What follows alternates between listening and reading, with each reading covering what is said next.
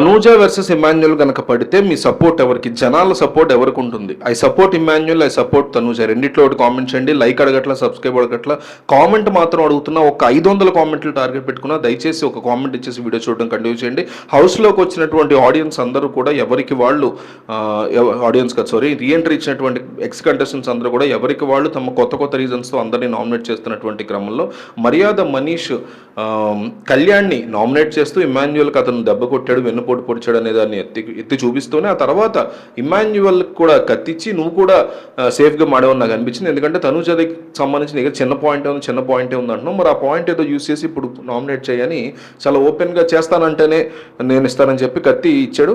తీసుకెళ్ళి ఇమాన్యువల్ కూడా వెంటనే తనూజకి పొడిచేశాడు. సో నా గురించి పోరాడినటువంటి తనూజ లాస్ట్కి వచ్చిన తర్వాత, అంటే నా గురించి పోరాడినటువంటి తనూజ రాము గెలిచిన తర్వాత వెళ్ళి వెంటనే హగ్ చేసుకుందని. సో ఇది చాలా పెద్ద డిస్కషన్గా మారింది ఇలా మాట్లాడడం అనేది. తనూజ ఓటింగ్ డిస్కషన్ జరుగుతూ ఉంటుంది, రీతు వీళ్ళందరూ కూడా డిస్కస్ చేస్తున్నారు. తనూజ సైడ్ నుంచి తనూజ ఏమంటుందో ఇలా ఉంటుంది. అంటే ఒక రియాక్షన్ ఏంటనేది మనకు చూపిరు. సో చూపించిన తర్వాత ఏమవుతుందంటే తనూజ లేదు ఇమాన్యుల్ అని చెప్పి అందరూ ఓటింగ్లో చెప్తారు. తర్వాత సంజన నాకు ఇద్దరు ఉన్నారు బిగ్ బాస్ అని చెప్పి చెప్పబోతుంటే రీతు ఆపుతుంది.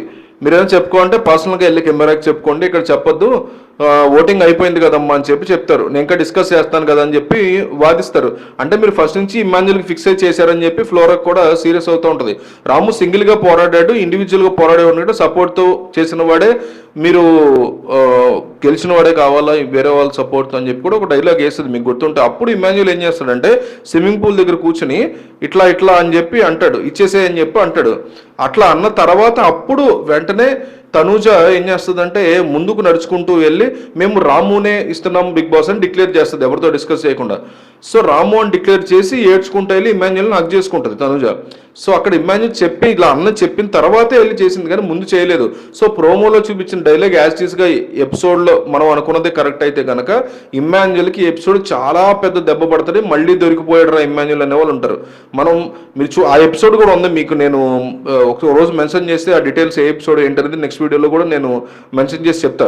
ఎందుకంటే గతంలో జరిగిన దాన్ని బేస్ చేసుకునే తనూజ అట్లా అనింది. బట్ ఆ పాయింట్ని బేస్ చేసుకుని ఇమాన్యుల్ చేయడం అంటే ఇలా తల ఊపాడు, ఇలా అన్నాడు, తల ఊపి కాన్ఫిడెంట్గా ఇట్లా అన్నాడు, అంత కాన్ఫిడెంట్గా అందుకే నేను రాముని సేవ్ చేశానని చెప్తుంది. తల ఊపుతాడు, చేయి కూడా ఇట్లా అంటాడు.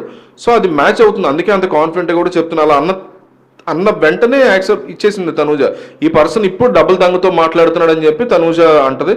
సో మ్యాక్సిమం ఇందులో ఇమాన్యుల్ దొరికిపోతున్నాడు అనేది క్లియర్గా కనబడుతుంది. రాముకి ఎందుకు ఇచ్చావు అనేది క్వశ్చన్ చేసేటప్పుడు ఒక స్ట్రాంగ్ సాలిడ్ రీజన్ లేకుండా అతను చేశాడు అన్నట్టు మనకి క్లియర్గా అర్థమవుతుంది. సో ఈరోజు మళ్ళీ దొరకబోతున్నాడు ఇమాన్యుల్ అనేది స్పష్టమవుతుంది.